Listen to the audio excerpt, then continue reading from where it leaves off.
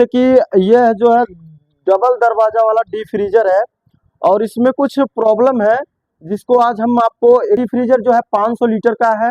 इधर आइए थोड़ा सा। डबल दरवाजे में 500 लीटर का डी फ्रीजर है, ठीक है। और यह जो है ब्लू स्टार का है, ठीक है। और इधर दिखाइए, यहाँ पे ये इसका टेम्परेचर सेट करने वाला थर्मोस्टेट जो जिसको हम बोलते हैं, इसका काम ये होता है कि अगर आप कोई भी मतलब वेजिटेबल चीज रखते हैं तो आपको टेम्परेचर कम चाहिए तो आप 4 या 2 पे रख सकते हैं। अगर मान लीजिए कुछ आप ऐसा चीज रखते हैं जिसको बर्फ में एकदम रहना है तो आपको एकदम इसको फुल कर देना है ताकि इस फ्रिज में बर्फ जमे, ठीक है। तो इस तरह से ये काम करता है ये वाला बटन, ठीक है। और ऐसा नहीं है कि इसको अगर हम फुल पे कर देंगे तो ज्यादा गैस खत्म होगा, क्योंकि गैस तो उतना ही दिन चलेगा जितना उसका सीमित जितना उसका लीकेज जब तक नहीं होगा तब तक वो गैस खत्म नहीं होता है। अब इसमें ये जो इंडिकेटर है ये क्या काम करता है, रेड इंडिकेटर इसमें दर्शाता है कि इसमें पावर आ रहा है और ग्रीन इंडिकेटर दर्शाता है कि आपके डिफ्रीजर का जो है मेन इंजन चालू है और वो जब पूरा काम कर लेता है तो ऑटो कट होता है, तो उसी के साथ साथ ग्रीन लाइट ऑफ होती है और उससे पता चलता है कि आपका डिफ्रीजर ऑटो कट होता रहता है, ठीक है। तो अब आइए आपको हम इसका डेटा दिखाते हैं। तो यहाँ पे जो है इसका जो बायोडाटा है यहाँ पे दे देता है। इस पे आपको देख के पता चल सकता है कि मॉडल नंबर कौन सा है और सीरियल नंबर क्या है, मतलब इसमें पता चल सकता है कि किस सन का है, कौन से मॉडल है। तो ये 500 लीटर का डिफ्रीजर है और यहाँ पे जो है लिखा गया है रेफ्रिजरेंट और 90 ग्राम।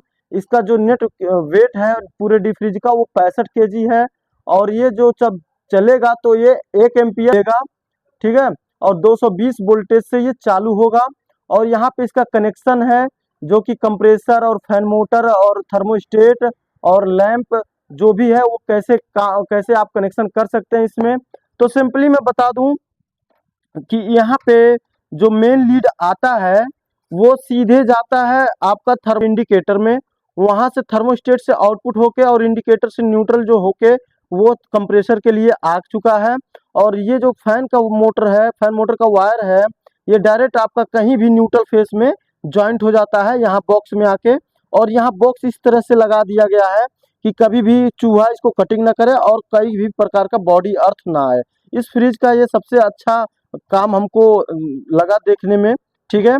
तो अब यहाँ पे जो एक नॉर्मल रिले होता है उसमें ये रिले लगा है और यह ओएलपी लगा है, ठीक है। और यहाँ पे एक कैपेसिटर लगा हुआ है रनिंग, तो वह कोने पे लगा हो पीछे कंप्रेसर के। और यह जो है 10 यूएफ का कैपेसिटर का वायर है और यह जो है न्यूट्रल और फेस का वायर है। तो इसको हम पहले आपको चला के दिखाएंगे कि इसमें प्रॉब्लम क्या है, फिर हम आपके सामने ही इसको गेस करेंगे कि इसमें हो क्या रहा है, ठीक है। तो इसको पहले लगाते हैं। इसको लगाने के लिए जो या तो न्यूट्रल या तो एक फेस ले लेना है, वो भी जहां एम लिखा होगा उसी में हमको इसको कनेक्ट कर देना है, ठीक है। बाकी के बचे 2 पिन, एक रनिंग साइड में एक स्टार्टिंग साइड में। तो इसमें हम रनिंग कैपेसिटर का जो 2 वायर होता है उसको कनेक्ट कर देते हैं। तो रनिंग कैपेसिटर जो हमारा 10 यूएफ का कैपेसिटर है उसको दोनों साइड कनेक्ट कर दिए। अब एक फेस बचा हमारा, उसको हम ओवरलोड में यानी ओएलपी में कनेक्ट कर देते हैं। और सबसे पहले हम कंप्रेसर में जो है ओएलपी को कनेक्ट करेंगे इधर कंप्रेसर में। हाँ, यहाँ पे टर्मिनल में कॉमन में सबसे पहले ओएलपी को लगा देंगे और इसको भी जो है यहाँ कंप्रेसर के रनिंग पॉइंट पे, स्टार्टिंग पॉइंट पे ये रिले को लगा देना है, ठीक है। और ये रिले और ओएलपी उल्टा तरीके से कभी नहीं लगेगा।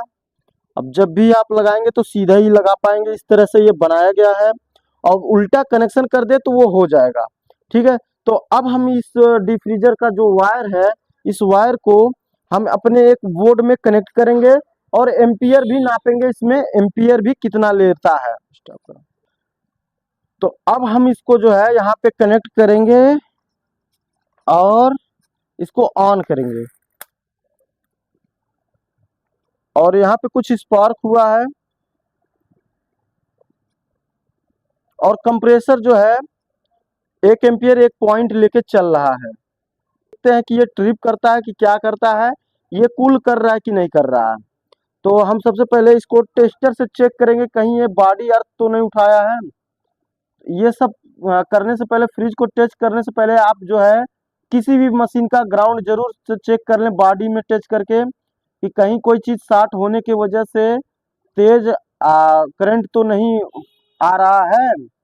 तो इसमें ऐसा कुछ नहीं है, तो इसको हम पहले टच करेंगे हल्का सा, उसके बाद डिस्चार्ज और सेक्शन को पहले हम चेक करेंगे। तो बिल्कुल भी कोई हीटिंग नहीं है और कस्टमर का कहना भी ये था कि शायद कोई वायर कट गया जिसकी वजह से हमारा फ्रिज ठंडा नहीं हो रहा है, और वह जो है हमारे वर्कशॉप पे ला दिए हैं। और इसमें ये चीज हमको देखना है कि फ्रिज का जो भी कंडीशन है वो एकदम न्यू है। तो इसमें गैस गया कहाँ? फ्रिज को करते हैं बंद, क्योंकि इसका कोई भी पाइप जब ये कूल करने की पोजीशन पे होता है तो ये हीट होता है। तो बिल्कुल ऐसा कुछ नहीं है। और यहाँ पे वाल लगा है, वाल को हम खोल के देखेंगे तो यहाँ पे हम देखेंगे भीगा हुआ है। थोड़ा सा और नजदीक कर लाइए, और नजदीक। कंप्रेसर का जो लेवल है वो तो मतलब मिटक गया है, कुछ दिखाई नहीं दे रहा है। और यहाँ पे कुछ हमको ऑयल दिख रहे हैं ये सब, लेकिन बात यह है कि अगर इतने दूर ऑयल है तो ठीक है, इधर भी ऑयल है और यहाँ पे भी ऑयल है, तो हम गेस नहीं कर सकते हैं यहाँ लीकेज है कि यहाँ है, कि यहाँ है कि वहाँ डिस्चार्ज पे है। अगर वो माइनर लीकेज होता है तो उधर ही केवल ऑयल होता है, ठीक है। और हम इस पोजीशन पे इसमें थोड़ा सा ऑक्सीजन चार्ज करेंगे, वो भी कंप्रेसर के मदद से। फिर हम इसमें थोड़ा झाग के मदद से लीकेज को टेस्ट करेंगे। अगर आपका लीकेज इस डिफ्रीजर में किसी भी मशीन में लीकेज मिल जाता है तो आपका काम सक्सेस होता है। बगैर लीकेज खोजे अगर आप गैस डालते हैं तो आपका काम सक्सेस नहीं है, आप खाली काम चलाया है, आपने खाली काम चलाया, ये होता है। तो हम इसको पूरा फुल तरीके से बनाना चाहते हैं और वो भी आपको दिखा के। इसमें ऑक्सीजन चार्ज करेंगे, जिसको बोलते हैं प्रेशर को होल्ड करना। तो उसके लिए हमारे पास गेज होते हैं। यह मैनिफोल्ड वाल्व दो तरह से काम करता है, high pressure charge, low pressure charge.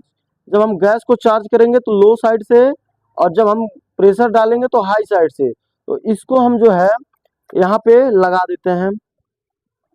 चलिए लगा के फिर आपको दिखाते हैं। तो अब हमारे पास यहाँ पे एक कंप्रेसर है जिसके माउथ पे हम जो है जिसके माउथ पे एक वाल लगा के रखे हैं।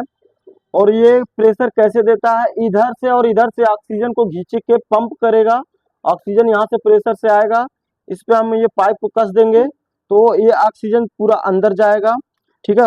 हालांकि यह काम तो है नाइट्रोजन का, लेकिन हमारे पास नाइट्रोजन नहीं है, तो ये छोटा यूनिट है, इसलिए हम इसमें कंप्रेसर से ही प्रेशर लगा दे रहे हैं। और इससे कोई ज़्यादा दिक्कत परेशानी नहीं होगी, क्योंकि हमारे पास वैक्यूम पंप भी है और हम अच्छे से ऑक्सीजन को बाहर निकाल भी सकते हैं। तो हम इसको लीकेज को टेस्ट करने के लिए हम यहाँ ऑक्सीजन चार्ज करेंगे। अब ये चालू हो चुका है, हाई प्रेशर गेज को खोलेंगे। अब यह जो है धीरे धीरे ऊपर की तरफ बढ़ेगा और यहाँ 300 250 पे जो भी आएगा तो हम इसको रोक देंगे, कंप्रेसर को बंद कर देंगे। और लीकेज कैसे टेस्ट किया जाता है वो हम दिखाएंगे। अगर हमको यहाँ कहीं नीचे जहाँ भी हमको ऑयल दिखा है तो ये कंफर्म है हम कि यह लीकेज जो है बॉडी के अंदर नहीं है, जहाँ सेक्शन गया है, जो कॉयल बिछा है अंदर, यह तो कंफर्म है कि वहाँ लीकेज नहीं है, क्योंकि ऑयल हमको बाहर ही मिल गया है। तो हमको अंदर का ज़्यादा टेंशन लेने की ज़रूरत नहीं है, और हमको ये ही इतने एरिया में लीकेज खोजना है। अगर वो मिल जाता है तो हमारा काम 100% सक्सेस हो जाएगा। जो कि हमको कंप्रेसर के पूरे भाग पे हमको ऑयल दिखा, हमने आपको दिखाया, लेकिन ये कंफर्म नहीं है कि उसका सेक्शन डिस्चार्ज और चार्जिंग वाल कौन सा चीज लीक है, या ये पाइप लीक है, ये चीज डिस्कस नहीं कर पाए हैं हम लोग। अभी हम आपको लीक को टेस्ट करके दिखाएंगे। कोई भी पाइप भी नहीं ऑयल से भीगा है कि जैसे सेक्शन भीग जाए, ये डिस्चार्ज भीग जाए, या फिल्टर भीग जाए, या वाल भीग जाए, ऐसा कुछ नहीं, खाली कंप्रेसर ही भीगा है और थोड़ा सा यहाँ पे ऑयल था। ठीक है, तो हमने इसको थोड़ा सा पोंछ दिया है, इसलिए खत्म हो गया। तो यह जो चीज है, पहले इसमें कुछ कचरा था, इसको हमने साफ सफाई भी किया है। तो अब हम इसमें प्रेशर लगभग लगभग पूरा करके तब टेस्ट करेंगे। तो अभी हमने इसको 2 घंटा लगभग लगभग हो गया। हमने यहाँ पे 250 पे प्रेशर दिया था और वो धीरे धीरे 200 के से नीचे आ चुका है। तो अब हम जो है इसमें क्लियर हो गया है कि कहीं भी लीकेज है, और अगर हम गैस को चार्ज करेंगे तो वो जल्दी खत्म हो जाएगा, फिर हमारे पास रिटर्न कॉल आएगा। ठीक है, तो एक तो ये कंफर्मेशन हो गया कि हमारा प्रेशर लीकेज हो रहा है, तो हमको बिना लीक को खत्म किए हमको गैस चार्ज नहीं करना है। इसके बाद अब हम इसमें ये थोड़ा शैम्पू का कुछ झाग लिए हैं, और प्रेशर की वजह से जहाँ भी लीक होगा वो थोड़ा सा प्रेशर की वजह से तेजी से बुल्ला इसमें निकलेगा, तो हमको वहाँ पता चल जाएगा कि हाँ यहाँ लीकेज है। और जहाँ जहाँ ऑयल वाला मेन मेन जगह है वो अंदर है, तो पहले हम बाहर से ही चेक करते हुए अंदर की तरफ बढ़ेंगे। ठीक है, होता क्या है कई बार कि लीकेज होता है बहुत दूर, वहाँ होता है, और वहाँ जरा सा भी ऑयल नहीं आएगा, ऑयल आएगा कंप्रेसर पे। तो इसलिए अगर वो डिस्चार्ज पे होता तो कहीं दूर होता और थोड़ा सा डिस्चार्ज गीला रहता, लेकिन ये कंप्रेसर गीला है तो इसका मतलब यहाँ कहीं हो सकता है। तो इसलिए हम जो है थोड़ा हर जगह चेक करेंगे, जहाँ ऑयल है वहीं नहीं जाएंगे। तो इसलिए हम जो है सब जगह चेक करेंगे। ठीक है, तो अच्छे से थोड़ा पानी गिराएंगे, झाग गिराएंगे, तो लीक पता नहीं चलेगा, पानी गिराएंगे तो वहाँ लीक पता चलेगा।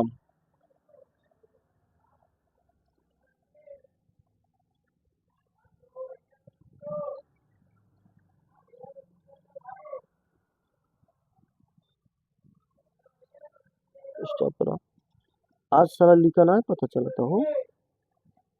तो यहाँ पे हम काफी गेस किए हैं, तो हमको यहाँ पे शक भी था, और यहाँ पे देख सकते बहुत मामूली सा यहाँ पे लीक है, जो कि यह तेल से नहीं भीगा हुआ था।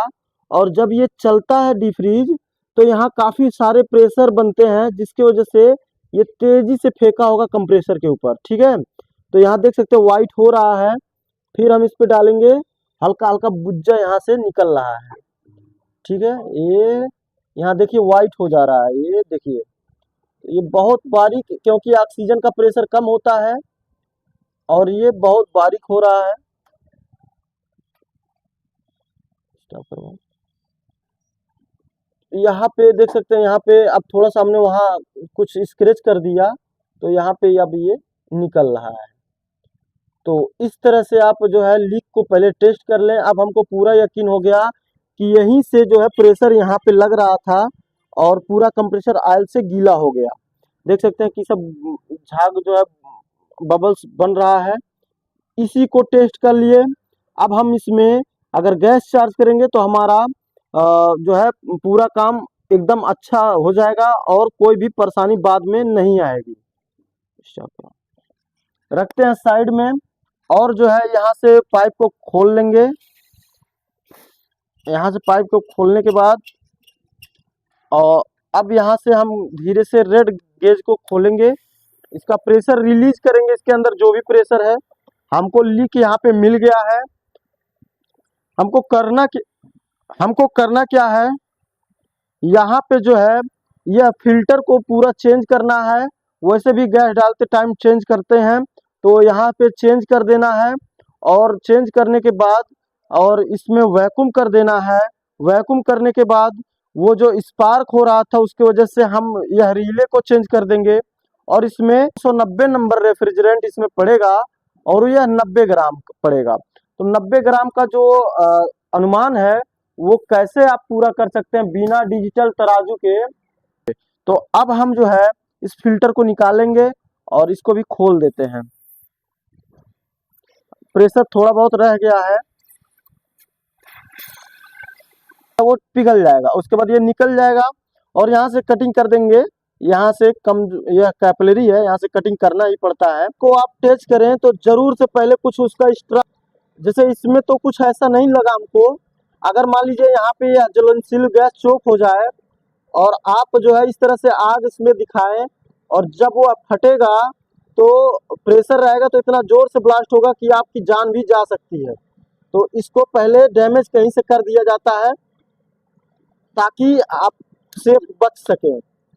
तो हम जानते थे इसमें प्रेशर नहीं है, लेकिन हम अपने बचाव के लिए इस तरह का काम करते हैं कि चाहे उसमें भले ही ना प्रेशर हो, उसको एक जगह से कहीं से, चाहे यहाँ का आप कैपिलरी काट दीजिए, चाहे कोई एक्स्ट्रा पाइप काट दीजिए, ताकि जो भी प्रेशर रहे निकल जाए।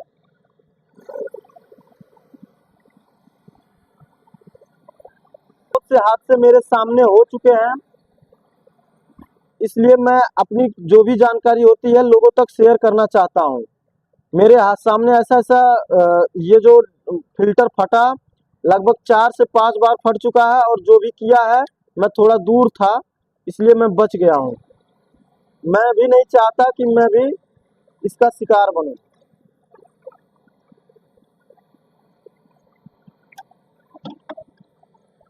अब यह जो हमने हीट जो करके इसको निकाला, तो यहाँ जो पिंच टूल से यह जो सॉकेट लगाया गया है, यह कोई ब्रीजिंग अगर रहा होता तो काफ़ी अच्छा होता।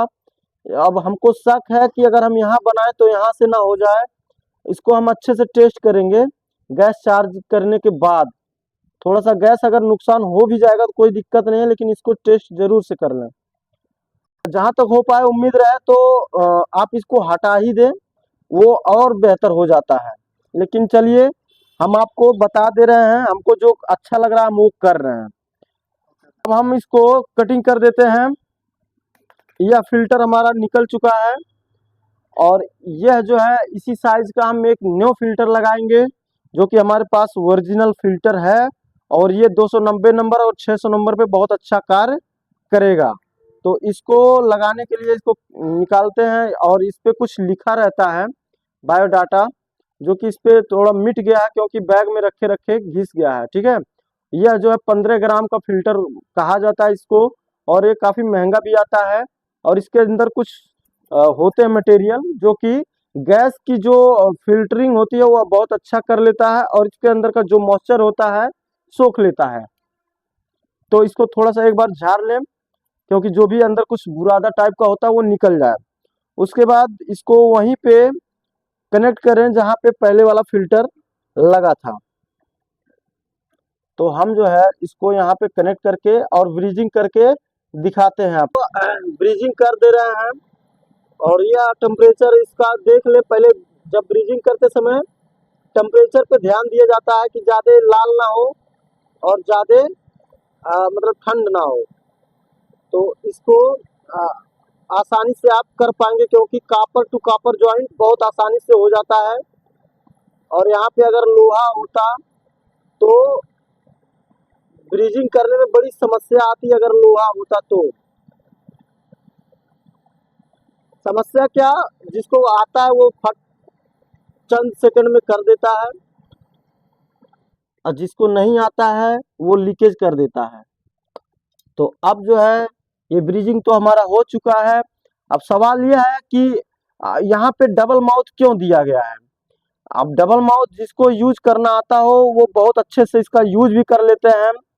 जैसे कि कभी चोक हो गया तो फिल्टर आपका खराब नहीं होगा, यहाँ तोड़ देंगे चोक निकल जाएगा, फिर से आप वैक्यूम करके गैस डाल सकते हैं। दूसरी बात, इसमें से सेल्फ वैक्यूम भी बहुत अच्छा हो जाता है। जिसके पास वैक्यूम पंप ना हो वो सेल्फ वैक्यूम करके कुछ तो ऑक्सीजन बाहर निकाल सकता है, और बाकी यही सब वगैरह वगैरह है। तो अब हम जो है ये है जो है कैपिलरी को इसके माउथ में कनेक्ट करेंगे, और कनेक्ट करने के लिए कैपिलरी के मुंह को बहुत अच्छे से पहले आप कैपिलरी को साफ कर लें। साफ करने के बाद कैपिलरी का माउथ जो है उसको अच्छे से एकदम काट दें, ताकि वो दबा ना रहे, नहीं तो आपका फ्रिज चोक करेगा, कूलिंग सही नहीं आएगा। और इस कैपिलरी को काटने के लिए एक पर्सनल कटर भी आता है, जो कि हमारे पास है नहीं। वो आपको हार्डवेयर के दुकान पे जो आप टूल्स खरीदते हैं उस दुकान पे मिल सकता है, या तो फिर जहाँ एयर कंडीशनर का जो भी स्पेयर पार्ट बिकता है वहाँ पे भी मिल सकता है। तो हम इसको इस तरह से काट देते हैं और कुछ इस तरह से इसको दोनों तरफ से हिलाएंगे तो एकदम बराबर इसका माउथ देख सकते हैं, एकदम किसी तरह कहीं कोई भी दबा हुआ नहीं दिख रहा है। तो इसको यहाँ पे ज्वाइंट कर देते हैं। तो इस तरह से इसको हम यहाँ पे ज्वाइंट करना चाहते हैं, और ज्वाइंट करने के लिए इतना ध्यान दें कि आप जब कैपिलरी को ज्वाइंट करें तो उसका माउथ ब्लॉक ना हो। फिल्टर ज़्यादा हीट होगा तो उसका माउथ ब्लॉक होगा, कैपिलरी ज़्यादा हीट होगा तो कैपिलरी ब्लॉक होगा। तो इतना ध्यान दे के ही जोड़े, वरना आपका काम बेकार हो जाएगा। इसको ब्रीजिंग करते हैं तो हम मेंटेन टेम्परेचर करके इसको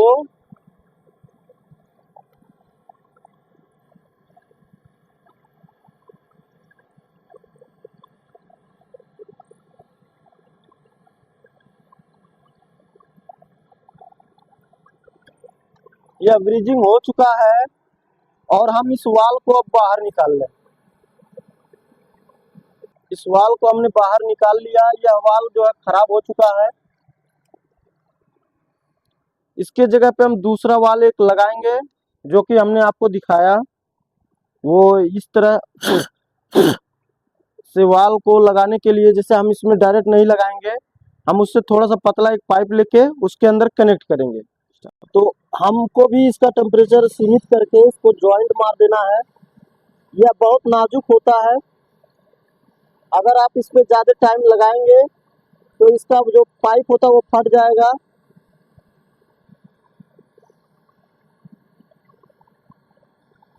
हो चुका है और अभी ये काफ़ी हीट होगा इसके अंदर। अभी हम यह पिन को नहीं लगा देंगे, जब यह ठंडा हो जाएगा अच्छे तरीके से तब इसके अंदर हम पिन लगाएंगे।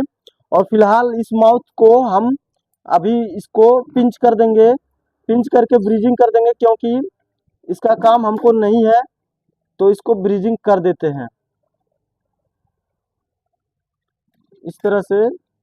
उसके बाद तब तक ये ठंडा हो जाएगा, ठंडा हो जाएगा माउथ, और तब हम वैक्यूम लगाएंगे और इसमें गैस चार्ज करेंगे।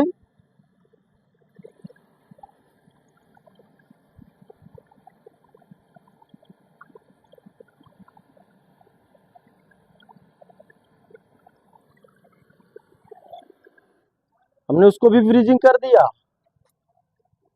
अब कुछ नहीं करना है, हमको थोड़ा देर वेट करना है इसको ठंड होने का। जो है इसके माउथ में हम इस पिन को लगाएंगे और अब ये पिन अच्छे से पकड़ लेगा और गैस को लीक नहीं होने देगा। तब जाके हमारा गैस ज़्यादा दिन तक भी जा सकता है, ठीक है। और कहीं से भी अगर लीक होगा तो आपका गैस ज़्यादा दिन नहीं जाएगा। इसलिए हमने वाल को भी बदल दिया, फिल्टर को भी बदल दिया। यहाँ पे लीक था, अगर उसी तरह से चला जाता हमारा रेफ्रिजरेटर तो हमको बाद में कॉल मिलता रिटर्न। तो ये सब देखते हुए अब हम इसको, ये जो ब्लू लाइन है इसको हम जो हमारे लो प्रेशर साइड का पाइप था इसको हम इस पे लगा देते हैं। यह जो ब्लैक पाइप है हमारा ब्लू में लगा हुआ है, देख सकते हैं।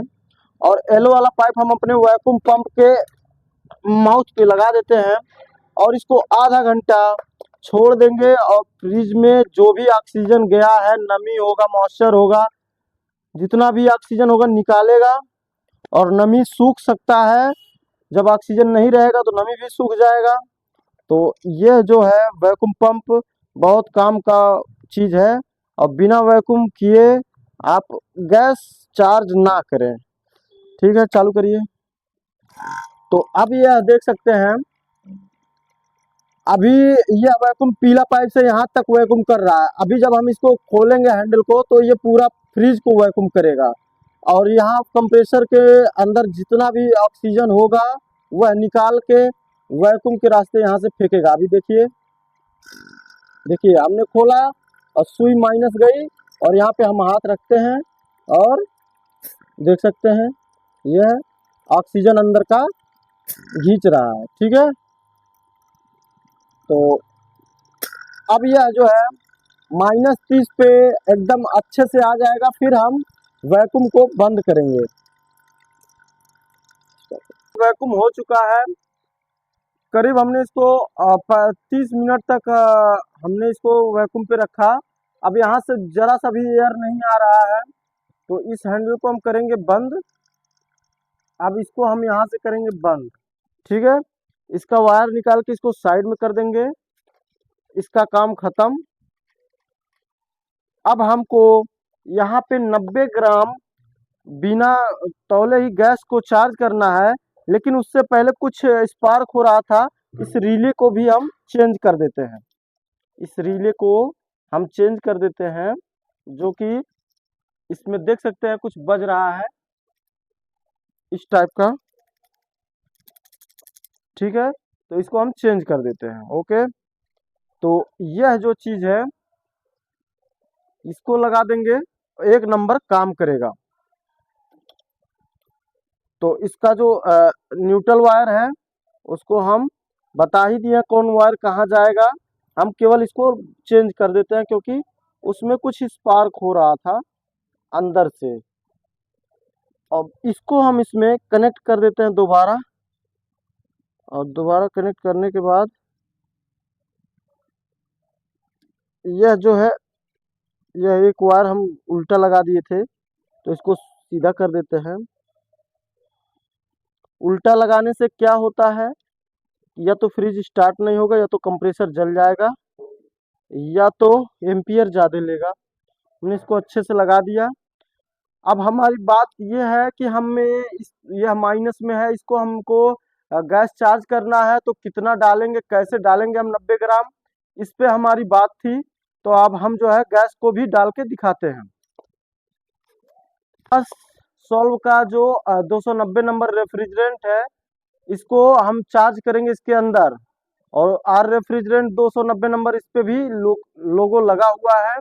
तो ये जो हमारी बड़ी वाली पाइप है, ये जो हमारी बड़ी वाली पाइप है, इसको हम लेंथ में तो ले लिए हैं, लेकिन जो हमारी छोटी वाली पाइप है, ये जो छोटी वाली पाइप है, इसके अंदर अगर हम इसको सिलेंडर में लगा के अगर हम रेफ्रिजरेंट को खोल दे, तो इसके अंदर जितना भी आएगा टोटल रेफ्रिजरेंट 15 ग्राम आता है। ठीक है, तो हमारे बीच में यही हैया है छोटा वाला पाइप।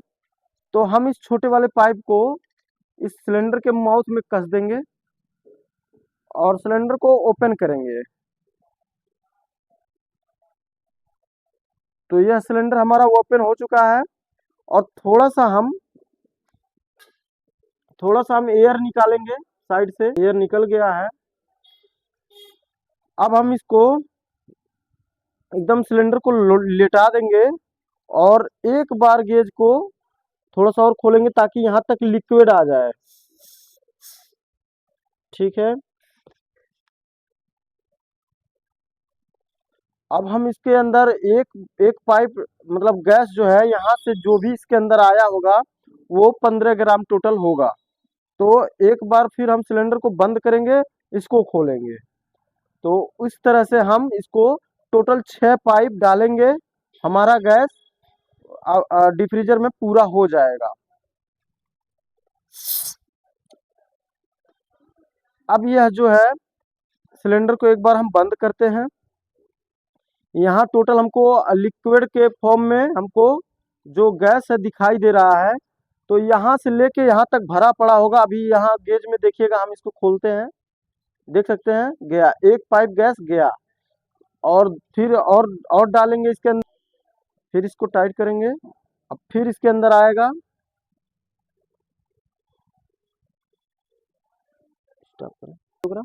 तो जिस तरह से हमने बताया उस तरह से आप इसमें गैस जितना मर्जी उतना डाल सकते हैं, वो एकदम एक्यूरेट गैस इसमें हो जाएगा। ठीक है, तो हम अपने तरीके से इसमें गैस चार्ज करते हैं और आपको दिखाते हैं।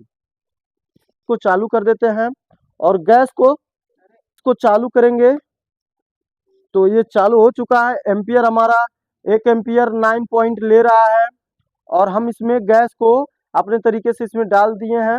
आपको हम बता दिए, अगर आपको तौल के डालना है तो किस तरीके से आप डाल सकते हैं। हम इसको गैस को मतलब धीरे धीरे इसमें चार्ज करेंगे और इसका कूलिंग चेक करेंगे, उसके बाद आपको दिखाएंगे। होता है ना, इसका बैक प्रेशर नहीं देखा जाता, अभी ये 20 इसका बैक प्रेशर है, और एम्पियर जो इसका है वो 2 एम्पियर तक चला गया है। वो धीरे धीरे नॉर्मल हो जाएगा जब कूलिंग आएगा। और बात मैं बता दूं कि इसमें जितना गैस डालना था उससे थोड़ा सा बेसी भी पड़ गया, मैं बाद में एडजस्ट भी कर लूंगा। और इसमें क्या करूं, तो अभी मैं आपको दिखा दूं कि यहाँ पे कूलिंग फर्स्ट क्लास, ये आइस का चिप्पी देख सकते हैं, पूरा आइस इधर आ गया है चारों तरफ। ठीक है, और इसमें हम कुछ पानी रखे हैं, पानी भी देख सकते हैं कितना ठंडा हो गया है। और इसको केवल 1 घंटा चलाए हैं और पूरा साइड साइड में आइस आ गया है। और इधर भी देख सकते हैं पूरा पूरा आइस आ गया है। तो इस तरह से आप डबल डोर डीप फ्रीज जो होते हैं बड़े साइज का, उसका डेटा पहले पढ़ लें, उसमें जो भी फॉल्ट हो उसको पहले इत्मीनान से चेक कर लें, उसके बाद उसका काम करना शुरू करें। और एकदम ध्यान साथ, ना लीकेज छोड़ें ना कोई फॉल्ट छोड़ें, फॉल्ट को अच्छे से ट्रेस करें। तो जैसे कि ये हमारे पास आया था, तो हमने इसका जो भी फॉल्ट था अच्छे से चेक किया, आप लोगों को दिखाया, और किस तरह से सॉल्व किया वो सब आप लोगों को दिखाया। तो इस तरह से हम आप लोगों के लिए कुछ ना कुछ लेके आते रहते हैं। अब मिलते हैं दोस्तों नेक्स्ट वीडियो में, ठीक है।